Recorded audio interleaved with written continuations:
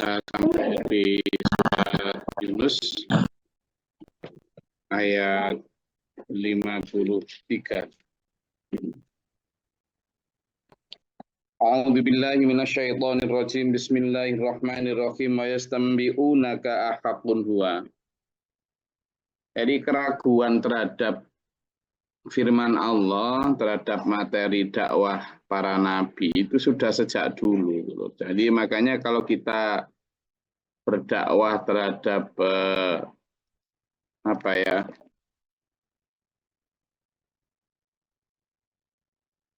kita berdakwah itu ya memang harus benar-benar sabar ya, terutama di dalam menerangkan, di dalam memahamkan, di dalam membuat manusia menjadi lebih memahami itu sebagai sebuah ideologi, sebagai sebuah kebenaran, terutama pedoman hidup. Termasuk akidah kita bahwa tentang akhirat ya.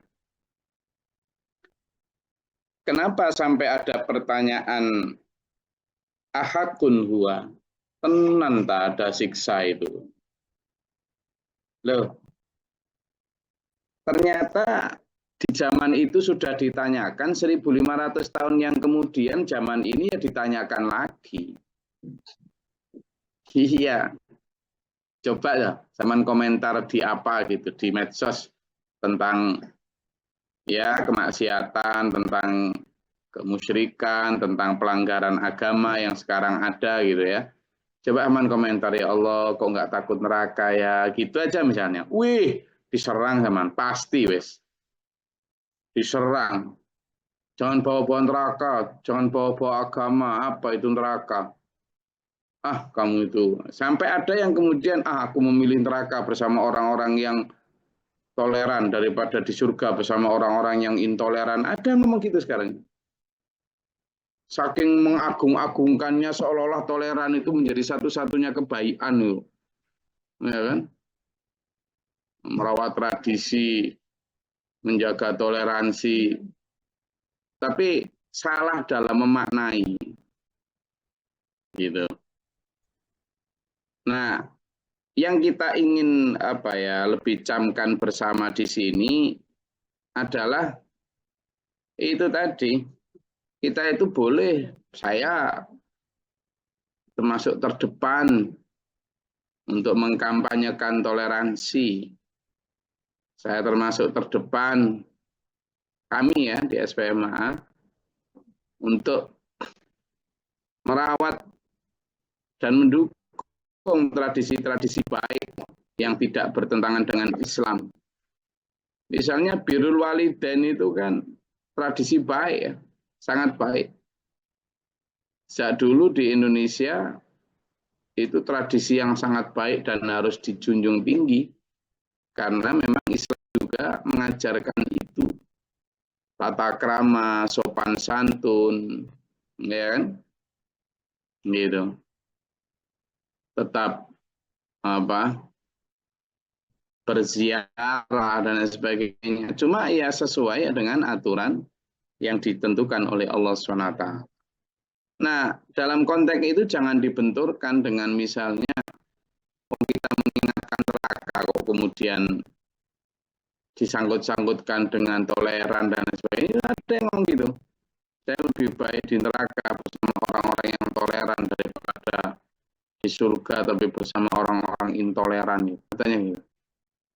Jadi ini sudah ada semacam gerakan pergeseran akidah. Makanya di sini disampaikan, lah kenapa mereka tanya? Ya karena nggak yakin akan adanya siksa itu dan nggak mau diajak bahasan siksa itu. Makanya kan coba zaman perhatikan aja. Dakwah-dakwah sekarang kan jarang yang bahas tentang siksa neraka. Jarang. Kalaupun bahas siksa neraka mesti dengan bercandaan. Mesti dengan bercandaan. Padahal Quran itu jelas.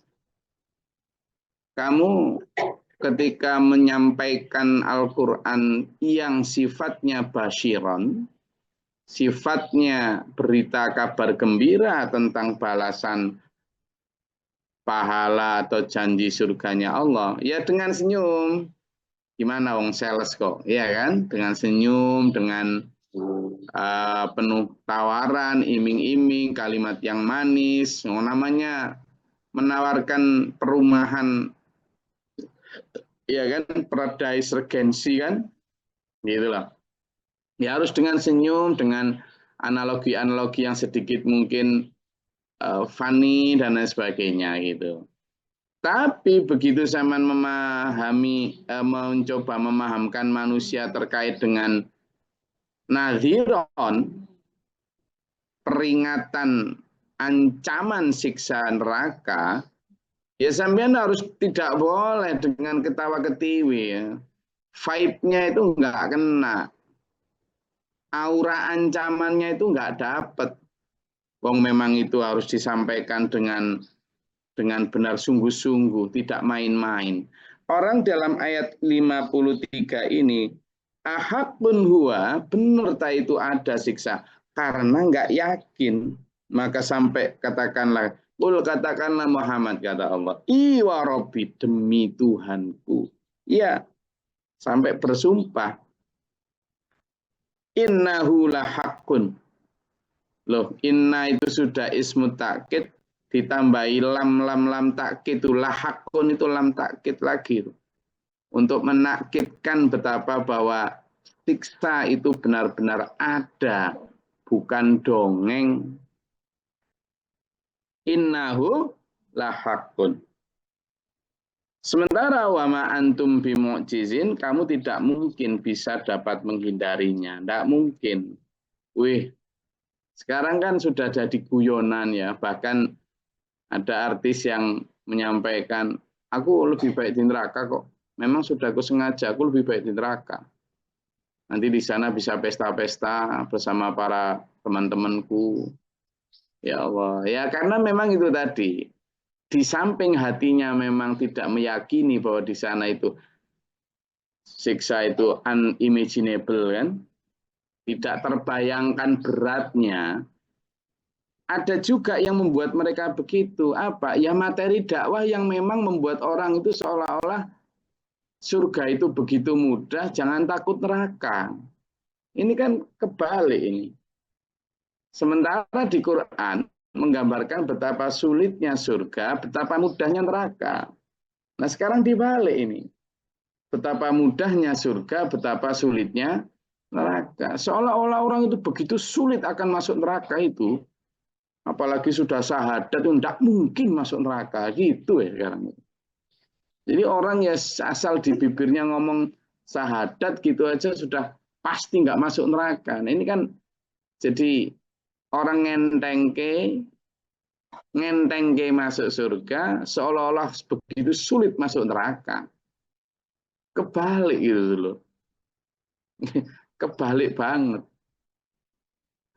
Wong Rasulullah Muhammad SAW pada saat Isra wal Mi'raj itu nangis ketika noleh ke kiri dan tersenyum ketika noleh ke kanan.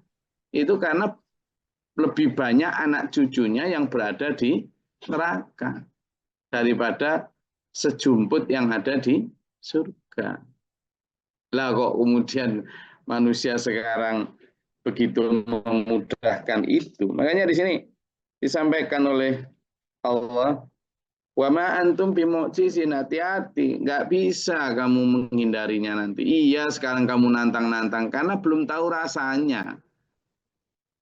Ya, cara logisnya saja, taruh tanganmu di atas lilin, pas di ujung jilatan api itu. Nggak usah lama-lama, 5 detik saja. Tit, tit, tit, tit, tit. Meloncat, Jess. Nggak kuat. Nah, padahal api neraka itu, api yang ada di dunia ini, itu api yang diambilkan sebesar darah. Waktu itu mau diambilkan segegaman tangan. Tapi kata penjagaan neraka, kamu bawa itu ke bumi, hancur semua bumi itu. Oke, kalau gitu ambilkan yang paling gue, diambilkan sebesar darah. Ini masih menghancurkan. Terus gimana? Dicuci sekian puluh ribu tahun itu. Supaya lebih dingin. Apinya itu. Diambilkan dari neraka itu. Gitu lah. Setelah dicuci berkali-kali, ribuan kali selama ribuan tahun, baru ditaruh di dunia. Itu pun loh sekarang sepanas ini. Jadi orang-orang yang kemudian nantang-nantang Allah agar masuk neraka, ya karena memang nggak tahu ya. Makanya ya jangan dibenci. Kenapa? Walau anna likulli nafsin zolamat ma fil ardi laftadat bihi. Nah inilah. Seandainya orang-orang yang sekarang ini berbuat zalim, gitu kan?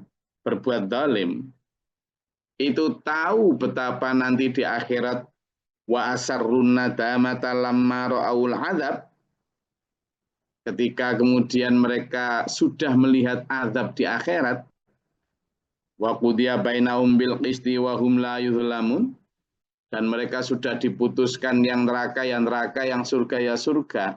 Lah orang yang masuk neraka karena kezalimannya selama di dunia, itu seandainya dia ketika di dunia punya emas sebesar gunung, punya seluruh harta di muka bumi ini miliknya, dia loh mau menebusnya dengan semua harta miliknya itu agar tidak kena siksa. Makanya ada satu hadis itu ceritakan, ada seorang yang sudah berada di bibir jurang neraka, sudah mau disepak sama malaikat Zabaniyah dan malaikat Malik. Terus ditanya, seandainya kamu punya sesuatu yang untuk menebus ini gitu, gunung emas gitu, kamu mau nebus untuk agar tidak kena? Ya mau ya Allah. Woi, jawabannya. Akan kuserahkan semua, asalkan tidak. Itu kan ya gitu. Lau anna lana karrotan, itu kan, saya seandainya ada kesempatan untuk kembali ke muka bumi, maka katanya na'malu amalan fima taraktu kalla, kami akan mengamalkan apa yang dulu kami tinggalkan, kami akan bersedekah sebanyak-banyaknya. Kata Allah, bohong, dusta kamu. Lah, jangankan disuruh kamu mau menebus sedekah sebesar emas gunung segunung. Lawang kamu disuruh puasa Senin Kemis tahajud saja tidak mau, tidak bayar padahal itu. Gitu. Lawang kamu disuruh berdakwah saja takut kok. Kamu disuruh cari rezeki yang halal aja takut kamu gitu kok. Enggak mau kamu. Gitu sama Allah. Nah, sehingga dalam ayat 54 ini jelas bahwa kalau seandainya manusia tahu, nggak gini kondisi mereka. Jadi orang yang beriman itu, dulur, mampu memposisikan dirinya seandainya saya di depan jurang neraka, maka aku memiliki harta sebumi ini pun aku akan serahkan. Dia itu bawa kondisi itu ke sekarang gitu, meskipun belum terjadi. Sehingga psikis orang beriman itu tidak khawatir belas takut miskin di dunia, tidak ada dia. Kenapa? Ya karena itu tadi. Seandainya saya punya emas sebesar gunung sekarang ini, dan agar bisa selamat itu aku menyedekahkannya, tak sedekahkan asalkan aku nanti di sana selamat. Gitulah. Tapi bagi orang-orang yang masih fi qulubihim maradun, orang-orang yang wagharratkumul hayatud dunya, orang-orang yang masih tertipu oleh angan-angan kosong hurura, gitu. Maka dia tidak berani. Nah, nanti aku gimana? Nanti kalau aku istiqan gimana? Lah nanti gimana? Dan seterusnya. Pelit ujung-ujungnya. Begitu meninggal baru dia kembali. Ya Allah, Rabbirji'uni, Rabbirji'uni, kembalikan aku ke dunia ya Allah. Itu. Makanya dulur, dari ayat ini kita bisa kembangkan kemarin hadis yang saya sampaikan itu. Hadis yang menyebutkan bahwa seorang sahabat bertanya kepada Nabi, ya Nabi, sedekah apa yang paling baik? Jawab Nabi apa, Jawab? Sedekah yang paling baik adalah sedekah yang kamu lakukan saat kamu sehat, saat kamu bakhil karena takut miskin, saat kamu sangat ingin kaya, dan saat nyawa masih ada di kandungan badanmu. Jadi saat kamu pengen kaya, itu kan orang kan kemudian alladzi jama'a malahu wa'adadahu, ya kan? Mengumpuk-numpuk harta dan menghitung-hitungnya. Hitung-hitung kan nggak mungkin mau sedekah. Lah kapan saya sampai kaya kalau gini kan gitu. Dan saat pelit karena takut miskin, itu sedekah yang paling baik. Kata Nabi, loh kenapa begitu? Iya, karena ketika manusia sudah nyawanya di tenggorokan, maka dia akan kemudian tahu sangunya kurang, dia bilang, oh hari ini sedekah ini untuk itu, untuk ini, untuk masjid ini. Dia begitu dalam hatinya, karena sudah sakaratul maut kan.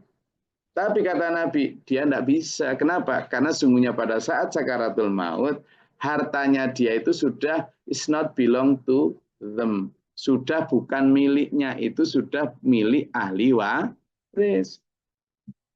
Sudah kasep. Lah kok sekarang ada ceramah yang nyampaikan bahwa nanti di akhir itu masih bisa ikhtiar. Nggak bisa itulah kita. Kalau Allah mau berkehendak ya bisa loh. Gimana? Lah kalau kayak gitu ya kenapa kita repot-repot beramal baik di dunia? Ya kan? Ini.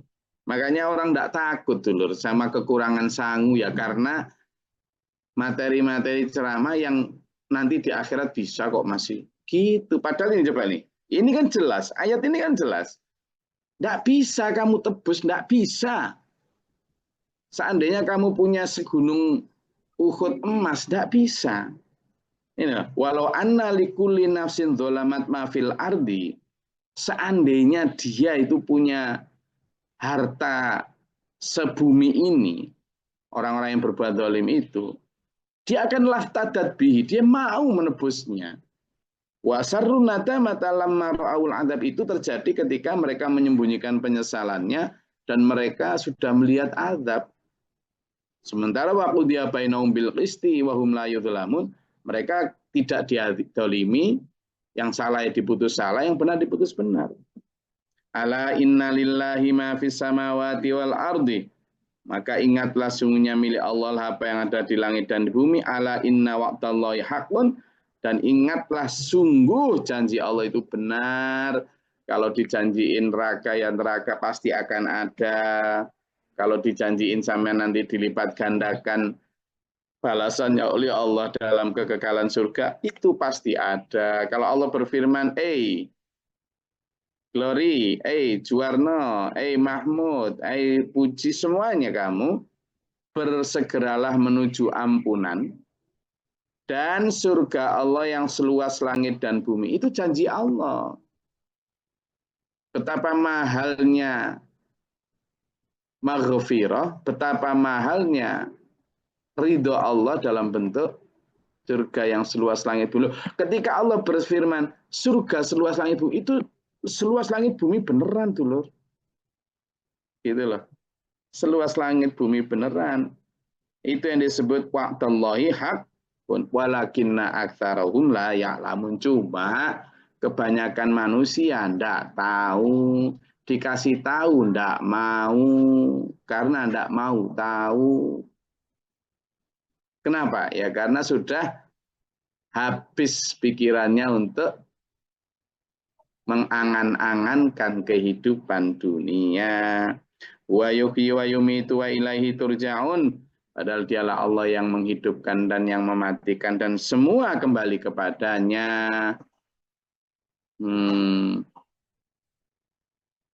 Steve Jobs yang punya perusahaan Apple yang milik sampean iPhone, iMac, mati, kembali kepada Allah. Kembali kepada Allah. Sampean yang nggak punya apa-apa cuma Avanza, ya akan kembali kepada Allah. Loh, sama pikir enggak gitu tak? Kembali. Ya ayyuhannas qad ja'atkum mau'idhatum mir rabbikum wa syifaa'un lima fis sudur. Manusia. Nah, ini sebutannya manusia kan? Berarti untuk semua ya Islam, ya non-Islam, ya suku Jepang, ya suku Labajo, kabeh semua. Sesungguhnya telah datang peringatan nasihat Quran dari Tuhanmu, itu sesungguhnya fungsinya apa? Pertama mau idotun tadi. Apa? Sebagai nasihat. Halo? Bangun semua? 175 Iya, kamera? siap Gus. Oke. Siap mendengarkan, Gus. Oke, 175 kamera, bangun semua. Ini peringatan, Le. Kamu lo tiap pagi dinasehati Quran. Jangan lihat Gus Glory-nya lah. Kita baca Quran bareng-bareng, ya kan? Dinasehati Quran. Fungsi Quran memang untuk menasehati. Gopel lambeku lasane. Tapi kalau nggak dinasihati tiap hari, tiap pagi gini, sampean dinasihati setan lewat iklan-iklan di HP sampean, kan gitu. Makanya sakit-sakit pun ya tak bela-belain untuk membela sampean ini supaya terjejali oleh nasihat Quran ini. Kalau nggak dinasihati pakai Quran sama dinasihati siapa coba? Tiap hari yang nasihati sampean itu loh. Baik yang di iklan maupun yang di kanan kiri tetangga, teman, artis, tambah artis itu. Ya kan? Konten-kontennya itu. Nasihati sampean biar ngapain? Wih, rumahnya, wow, ada swimming pool, wow. Wih, dalam rumah ada lift, wow, enak sekali. Wow, garansinya, wow, garasinya.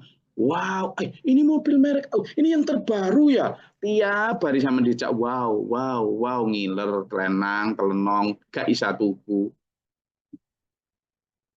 Sama nonton, nambahi viewernya, dia makin kaya dengan monetasinya, sampean mewek. Diajak pinter kok enggak mau. Ngapain buat kayak mereka-mereka yang mengkampanyekan dunia? Loh mereka loh yang mengkampanyekan dunia jadi kaya karena kampanyenya, padahal sama ngiler. Saya mengkampanyekan akhirat kesampian tiap hari, nggak ada monetasi. Malah kadang dihindari karena pahit. Ya opo ya. Jadi pertama apa? Mau itu. Yang kedua itu mau itu mirobikum. Wasyifaun dan sebagai apa? Obat. 5 fisudur untuk yang ada di hati. Jadi asumsinya ketika Quran turun, itu adalah semua manusia itu hatinya ada penyakit. Semua manusia. Penyakit apa aja kita? Pelit. Apa aja? Ayo, yang sama rasa penyakit apa aja? Wih. Penyakit apa? Ayo ngomong semua. Sombong, Gus. Sombong. Masa sama sombong? Dia punya apa? Orang sombong itu kan kalau punya banyak. Sama punya apa kok sombong nggak Wudi? Nggak punya aja sombong. Nggak punya aja sombong ya. Iya, sombong apa lagi? Iri dengki. Iri dengki. Apa lagi? Apa Mas Ali? Apa? Yang sama rasa dok? Ini loh, zaman ngaji ini kan datang ke dokter untuk minta resep syifa tadi obat. Sekarang dokternya tanya, kamu sakit apa? Simptomnya yang apa? Gejalanya kayak gimana? Coba, apa aja penyakitnya?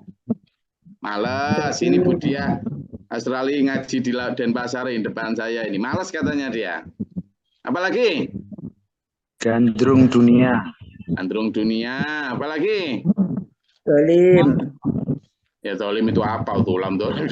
Oh, pusatiyem ini. Dolim apa kok? Dolim itu gimana dolimnya itu? Apa kira-kira?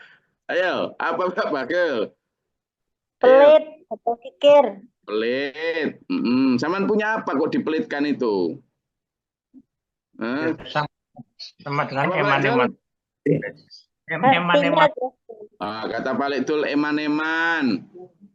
Nah, penyakit-penyakit itu iri, dengki, hasut, riak, sombong, ujub, males, ya, wis keras hati, pemarah, pendendam, suka kewaruan penyakit itu ada obatnya dalam hati manusia itu ada obatnya dalam Al-Quran. Semua 5 fisudur itu.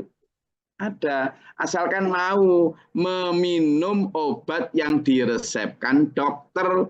Sampean itu tiap hari periksa ke dokter tiap pagi. Jam 6 lebih 7 menit mulai. Ya kan? Kalau di WIB jam 5 lebih 7 menit, saya insya Allah selalu mulai itu. Ayo. Nah, setelah samaan itu kemudian tiap akhir jam 7 ini atau maksimal jam 7 10 menit, zaman pulang bawa resep. Tebusen resep itu diminum gitu loh Mas Bro. Yo opo. Jangan ditumpuk aja resep itu di rumah. Resep ditumpuk aja di lemari. Jangan ditebus terus diminum. Itu. Jadi dari Al-Qur'an itu. Lalu fungsi yang wahudan dan sebagai petunjuk.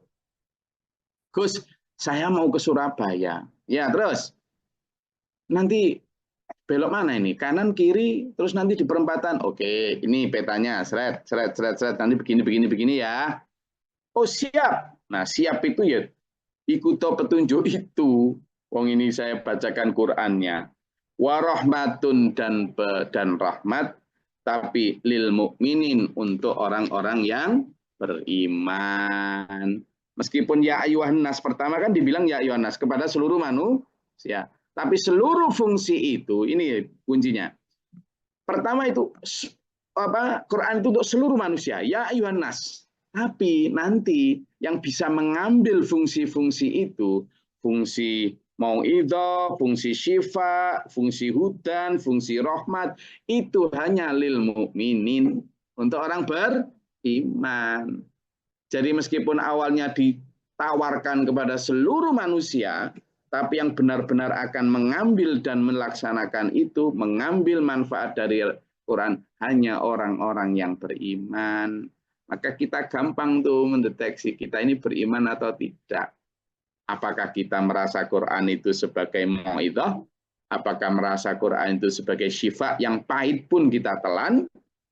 Atau kita lepeh? Gitu. Dan apakah kita merasa itu sebagai petunjuk yang kita ikuti kemudian setelah dikasih petunjuk? Dan apakah kita juga merasa itu penuh rahmat? Gitu. Ya, saya rasa itu kajian kita pada pagi hari ini. Ada yang mau disampaikan, ditanyakan? Izin Gus. Ya. Assalamualaikum warahmatullahi wabarakatuh.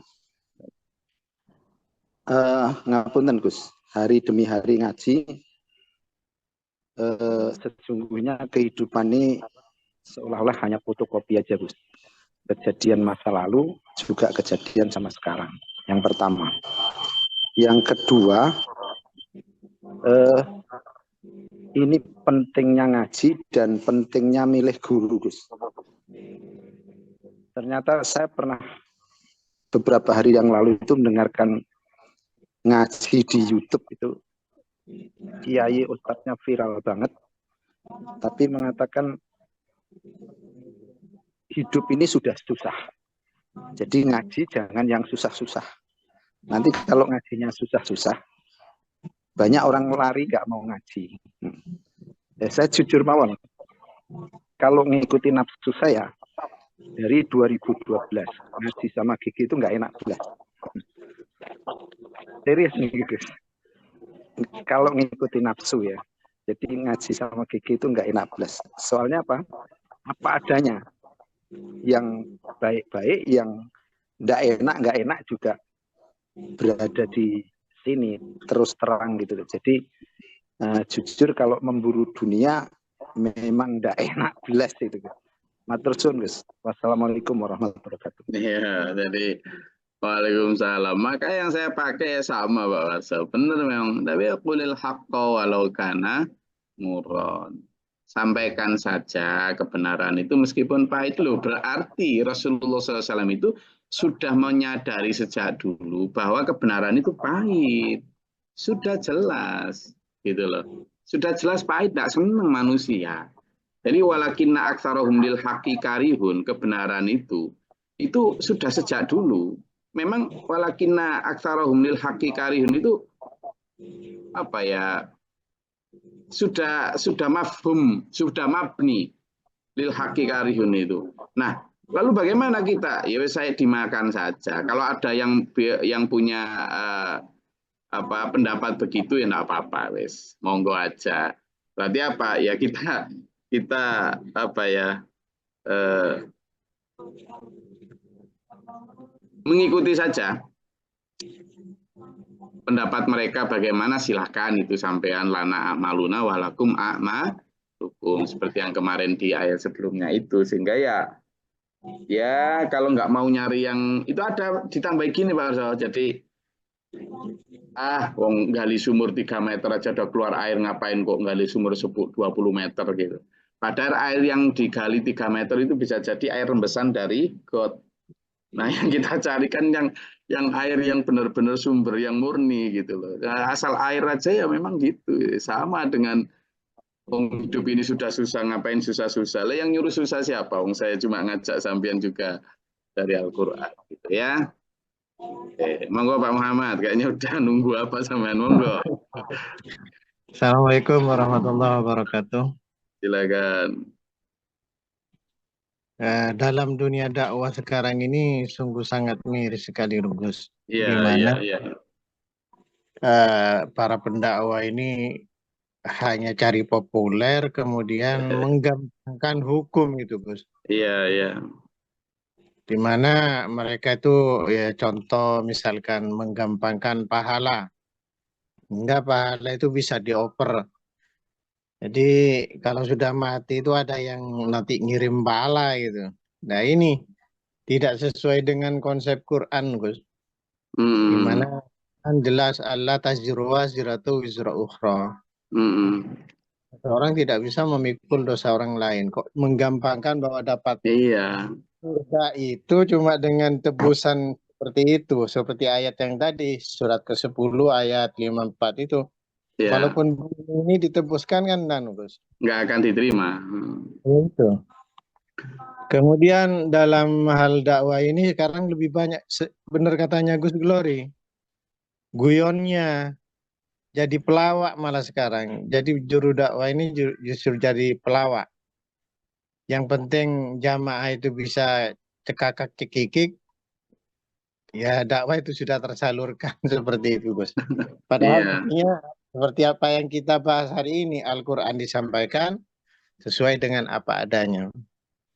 Nah ini dunia dakwah ini sungguh-sungguh sangat miris sekarang. Ya, paling tidak ini hal-hal seperti ini kita teruskan, Gus, kita budayakan seperti ini. Inilah dakwah yang katakanlah kita ikuti, yang bisa dapat manfaat berdasarkan Quran ini, Gus. Ya mungkin ini yang saya sampaikan, Gus. Assalamualaikum. Terima kasih Pak Muhammad. Memang sama ya, betul yang disampaikan Pak Muhammad itu. Jadi saya memang atau kami ya di SPMA itu, bahkan abi saya Pak Guru Muhtar, pendiri SPMA ini sampai di penjara 4 bulan Pak Muhammad. Dulu karena fitnah difitnah sampai terakhir difitnah semacam-macam, sampai difitnah aku jadi nabi, difitnah semacam-macam. Tapi intinya itu tadi, dia dianggap gila, gendeng, kamu ngaji di situ itu ngaji sama orang yang enggak punya ilmu, ilmunya hanya semata kaki, wis macam-macam wis dan sebagainya. Iya, coba dibuka ya. Dan itu sudah dialami oleh Rasulullah Muhammad SAW di masa lalu. Pak Warso, coba dibuka di surat Al-Mu'minun ayat 70. Yang tadi Saman bilang itu terhadap kebenaran memang enggak suka, enggak cocok gitu loh. Coba Pak Warso dibuka di surat Al-Mu'minun ayat 70. Kemudian nanti Pak Muhammad coba dibuka di surat Az-Zukhruf ayat 78. Gantian. Ini sebagai penutup dari kajian kita. Pak Warso dibuka di surat Al-Mu'minun ayat 70. Nanti Pak Muhammad dibuka di surat Az-Zukhruf ayat 78. Silakan.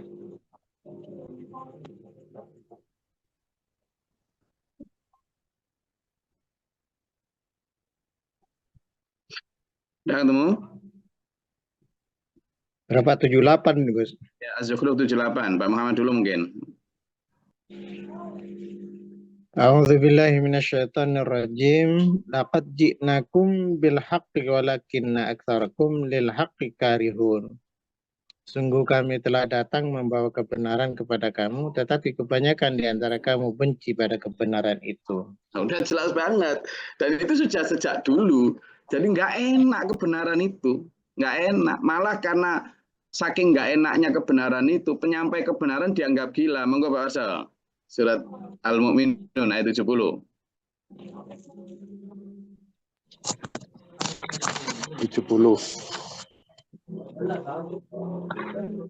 A'udzubillahi minasyaitonirrajim.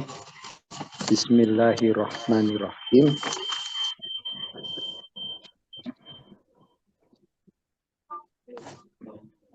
Oke. Atau mereka berkata orang itu Muhammad gila, padahal dia telah datang membawa kebenaran kepada mereka. Tetapi kebanyakan mereka membenci kebenaran.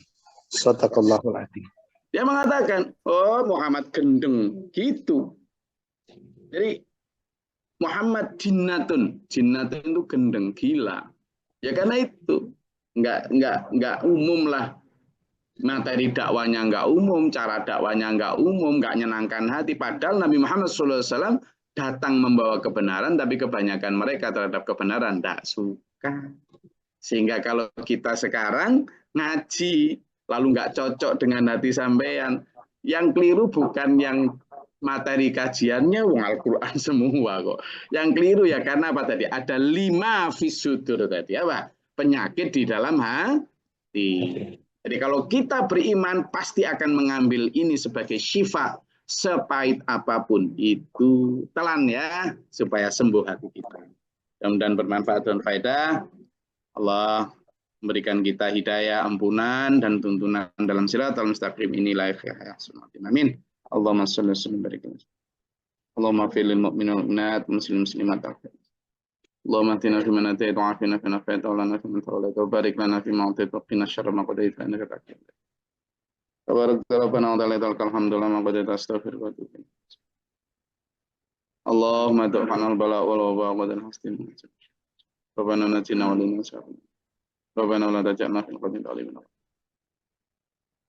ربنا من فاكتبنا مع الشاهدين ربنا لا تزغ قلوبنا بعد إذ هديتنا ربنا ولا تحملنا ولا تضغط لنا بربنا Anda melakukan sunnah komunikatif benar melaksanakan. Tapi waktu bikin menjadi syaitan waktu bikin orang. Allah Taala nama rahmatika Allah ma'anzilan rahmatan wa ta'ala dalam taruh berdoa. Allah maafkan sabra sabit iman al sunnah komunikatif manfaat lisan. Ani milai biasa dalam berdoa. أعوذ بالله من جود البلاء والبدر الشفاء والوضع الشمس العذاب شنك المستقبل ربنا هب لنا من أزواجنا وذرياتنا قرة أعين وهب لي ولك ولأزواجي ولذريتنا ونرجو رب العزة والسلام. Assalamualaikum warahmatullahi wabarakatuh. Waalaikumsalam warahmatullahi wabarakatuh. Quran Ja'alhu lana imaman wa nuran wa rahmah. Allahumma zakirna minhu ma nasina wa alimna minhu ma jahilna wa al-laili wa atrafan nahar lana hujjat ya rabbal alamin.